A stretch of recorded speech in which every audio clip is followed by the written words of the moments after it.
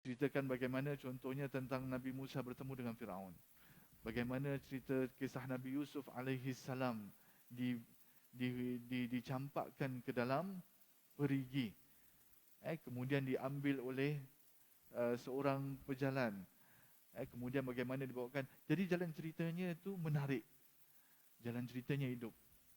Seolah-olah tu kita dapat bayangkan bagaimana kesusahan tersebut. Bagaimana situasi tersebut. Daripada segi balaghahnya, daripada segi maknanya, memang tidak dapat diceritakan selain daripada yang Allah Subhanahu Wa Taala ceritakanlah. Maknanya Allah Subhanahu Wa Taala yang memiliki alam ini, Allah Subhanahu Wa Taala yang mentadbirkan alam ini, Allah Subhanahu Wa Taala tahu apa yang terbaik untuk kita. Jadi Allah Subhanahu Wa Taala dah siapkan Al-Quranul Karim sebagai mukjizat terbesarnya, diberikan panduan bagaimana kita nak selamat daripada dunia dan selamat juga di akhirat. Semuanya dah diberikan garis pandu Al-Quranul Karim dan juga sunnah. Bagi mereka nak berjaya kedua-duanya, perlulah ikuti apa yang Allah Subhanahu Wa Taala berikan kita.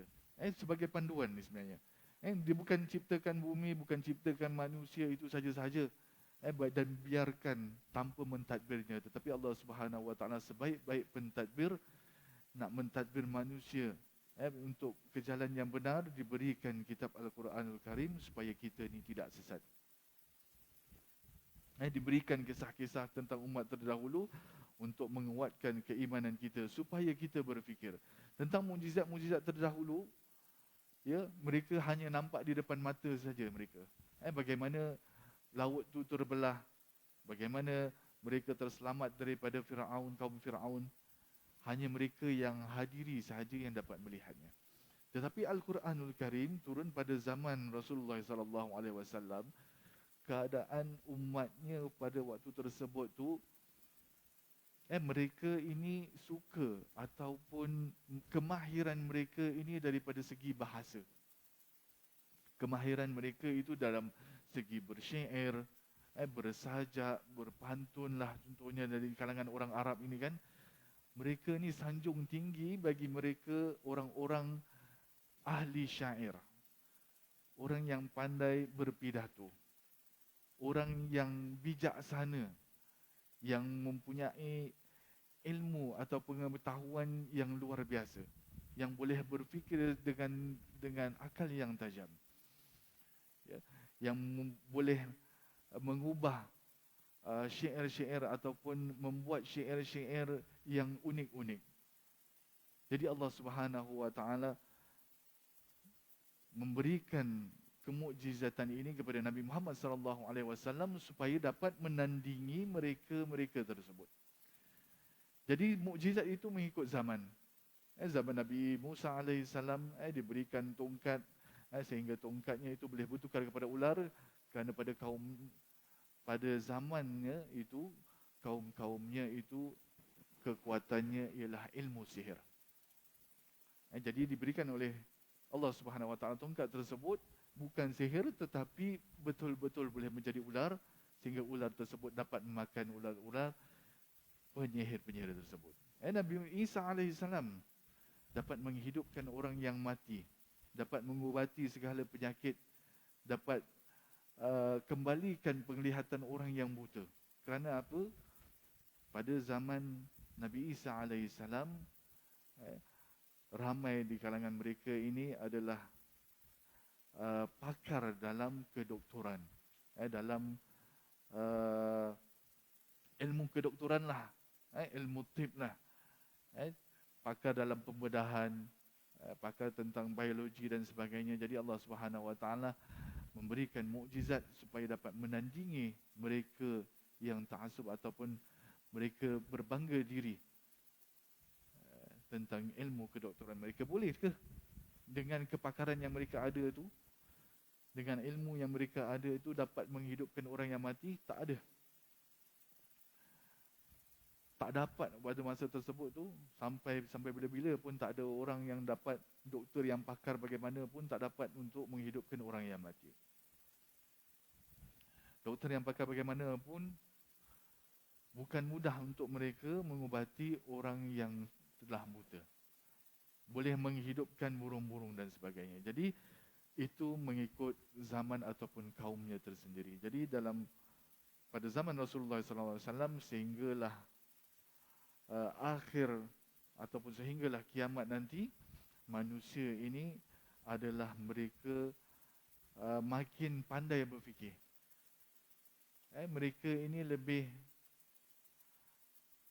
kepada perkataan-perkataan, lebih kepada berpidato, lebih kepada tentang ilmu-ilmuan lah. Cara pemikiran kita yang berbeza-beza. Jadi Allah Subhanahu Wa Taala jadikan kisah-kisah tersebut supaya mereka dapat berfikir dengan waras. Jadi selain daripada itu juga, yang ketiga, dalam kisah-kisah Al-Quran juga terdapat hikmah bagi orang-orang yang berfikir. Dalam sini diceritakan Allah Subhanahu Wa Taala menyebutkan dalam surah Yusuf ayat 111, laqad kana fi qasasihim ibratun liulil albab.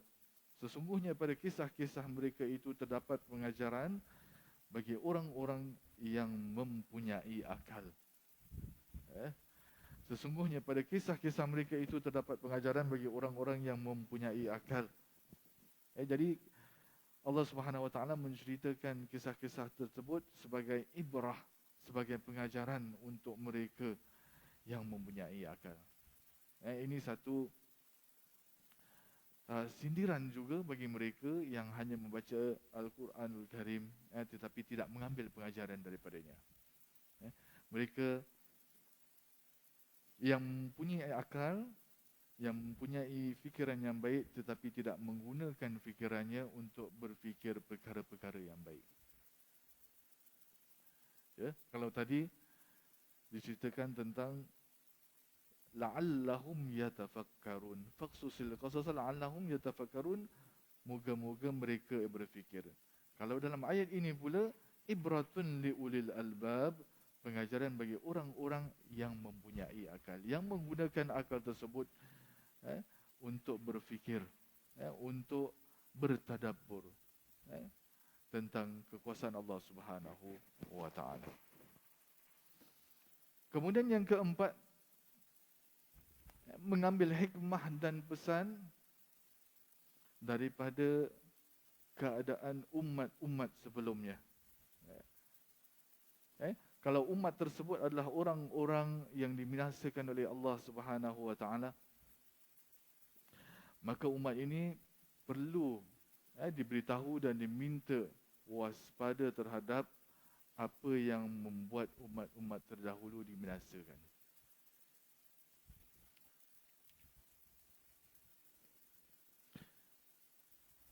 Jika mereka termasuk orang-orang yang berjaya, kisah-kisah yang ceritakan tentang orang-orang yang berjaya, maka umat ini pun perlu mengambil pelajaran dengan meniti jejak kejayaan mereka.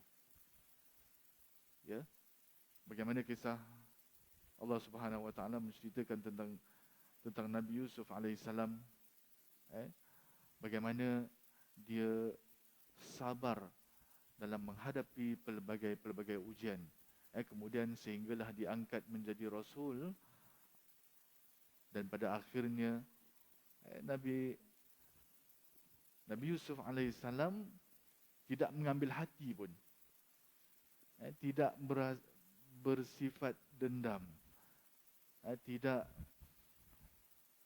membalas segala kejahatan itu dengan kejahatan kepada adik-beradiknya.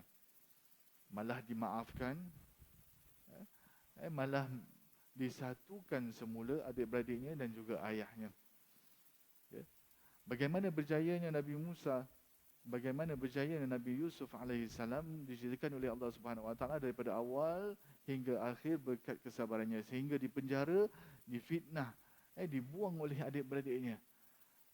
Tetapi akhirnya berkat kesabaran tersebut, dia ketahui bahawa Allah Subhanahu Wa Taala akan membantunya dalam apa jua kesusahan demi kebenarannya. Pada akhirnya diberikan kemenangan teratas Nabi Yusuf alaihissalam dan diangkat sebagai Nabi di Allah Subhanahu Wa Taala. Jadi cerita-cerita yang macam gitulah yang perlu kita ambil iktibar. Dan banyak kisah-kisah lagi lah. InsyaAllah kita akan go through satu persatu. InsyaAllah minggu demi minggu kita akan ceritakan daripada kisah bagaimana Nabi Adam alaihissalam diceritakan tentang kisah para anbiya dan kisah Nabi-Nabi dan hikmah ataupun iktibar yang boleh kita ambil daripada kisah-kisah tersebut. Jadi poin seterusnya, mengenal bagaimana kemampuan Allah Subhanahu Wa Taala memberikan berbagai macam hukuman kepada orang-orang yang menyimpang, sesuai dengan hikmah yang telah ditetapkannya. Jadi selain kita mengambil iktibar daripada orang-orang yang berjaya, kita juga mengambil iktibar bagaimana kekuasaan Allah Subhanahu Wa Taala yang dapat menghancurkan kaum-kaum terdahulu atas keingkaran mereka. Bagaimana kuasa Allah Subhanahu Wa Taala dapat menghancurkan kaum Ad, yang mereka ini berbangga dengan bangunan-bangunan mereka. Orang buat rumah biasanya menggunakan kayu lah ataupun batu biasa saja. Tetapi kaum Ad ini mempunyai kebolehan, kemahiran untuk membina rumah-rumah di atas gunung-gunung pada zaman dahulu. Sehingga mereka bangga, sehingga mereka rasa tak ada kuasa yang dapat menandinginya. Rumah mereka ni dekat gunung-gunung, bukan dekat rumah biasa-biasa, sehingga mereka rasa itu hebat. Tetapi bagaimana Allah Subhanahu Wa Taala mampu untuk menandingi mereka, diceritakan dalam Al-Quran Al-Karim supaya kita beriman, menambahkan keimanan kita tentang kekuasaan Allah Subhanahu Wa Taala. Kemudian seterusnya,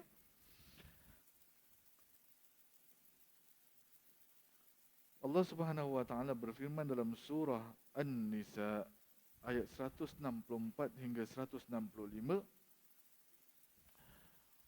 wa rusulan qad qasasnahum 'alaika min qabl wa rusulan lam naqsushum 'alaika wa kallama Allahu Musa taklima rusulan mubasysyirin wa munzirin li'alla yakuna lin-nasi 'ala Allahi hujjatun ba'da ar-rusul wa kana Allahu 'azizan hakima.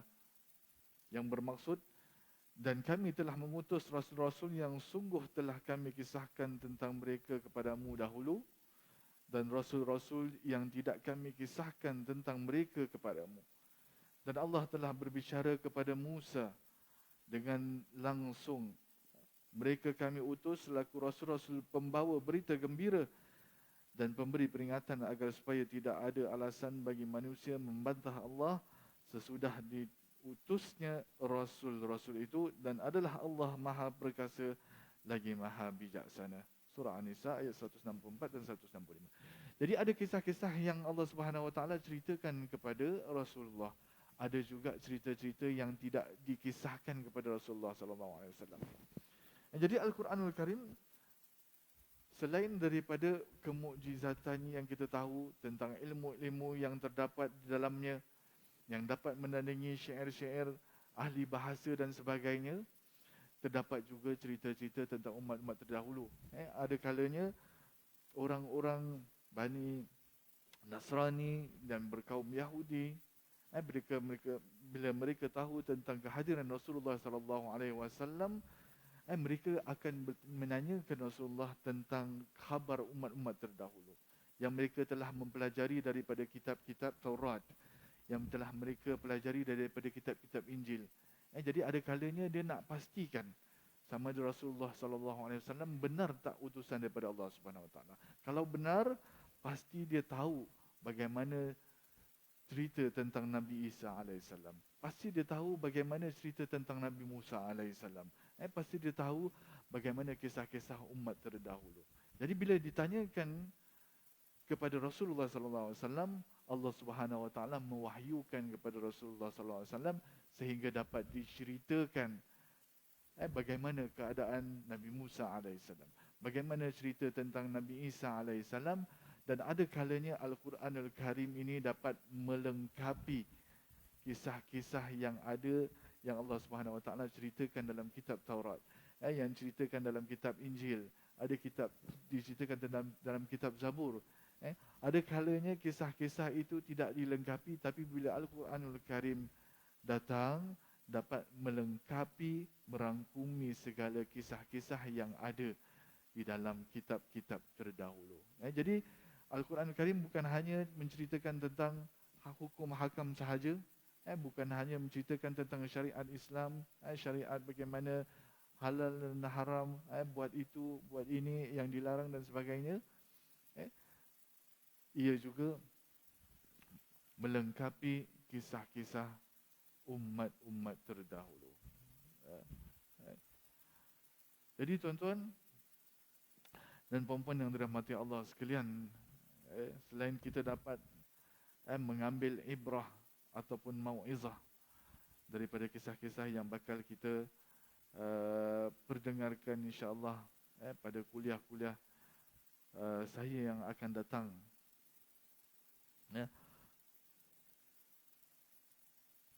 Kita dapat lihat nanti tentang tujuan kisah Al-Quranul Karim. Selain daripada menetapkan wahyu dan risalah kepada Nabi Muhammad sallallahu alaihi wasallam, selain daripada mengukuhkan keimanan seorang mukmin, ia juga dapat menjelaskan bahawa cara para nabi berdakwah,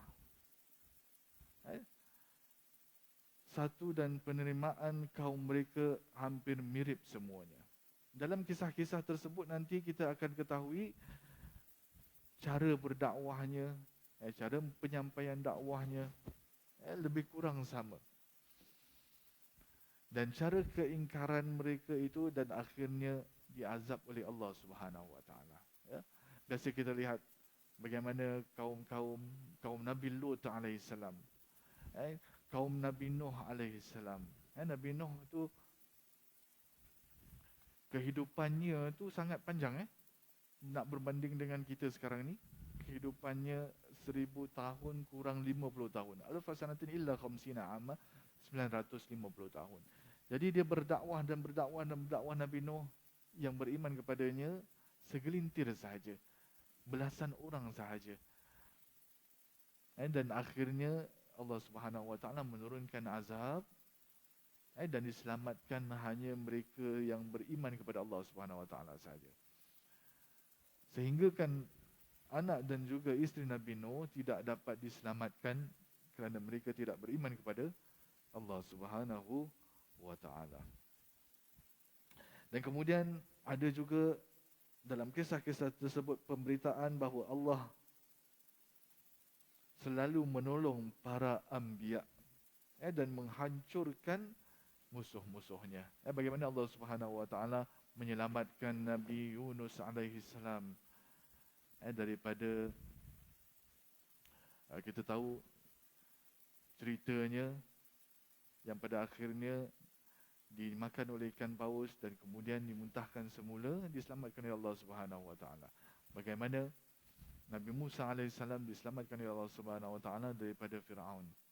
Bagaimana Nabi Nuh alaihissalam diselamatkan dengan kaumnya itu dalam sebuah bahtera, sehingga kan diturunkan banjir dan sebagainya. Jadi ada pelbagai-bagai kisah yang dapat kita ambil iktibar daripada cerita-cerita tersebut yang boleh kita pelajari dan meningkatkan keimanan kita. Jadi mudah-mudahan ini secara mukaddimah saja pada hari ini.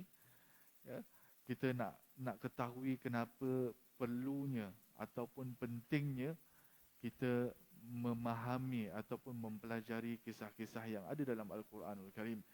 Dan kisah-kisah Al-Quranul Karim ini memang diceritakan oleh Allah Subhanahu Wa Taala. Kita dah tahu kebenarannya, bukan hanya kita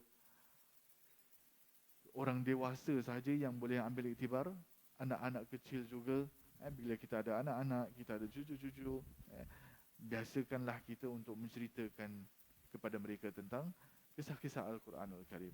Kerana kisah-kisah Al-Quranul Karim bukan hanya sekali sahaja kita baca, kita sentiasa mengulangi baca Al-Quranul Karim kan. Dari dalam bulan Ramadan ni, selain daripada kita membaca Al-Quranul Karim, kalau boleh kita cuba pula untuk memahami maknanya. Kita baca pula tafsir-tafsir, kita baca pula kisah-kisah Al-Quranul Karim. Selain daripada kita membaca tentang hukum-hukum Allah Subhanahu Wa Taala, kita baca tentang cerita-cerita yang diceritakan oleh Allah Subhanahu Wa Taala sendiri. Jadi mudah-mudahan dalam bulan Ramadan ini kita dapat meningkatkan amal kita. Mudah-mudahan dengan kita menghadiri majlis ilmu ini juga diberkati oleh Allah Subhanahu Wa Taala, dan mudah-mudahan kita berterusan sehingga kita dapat ditemukan dengan malam Lailatul Qadar insya-Allah.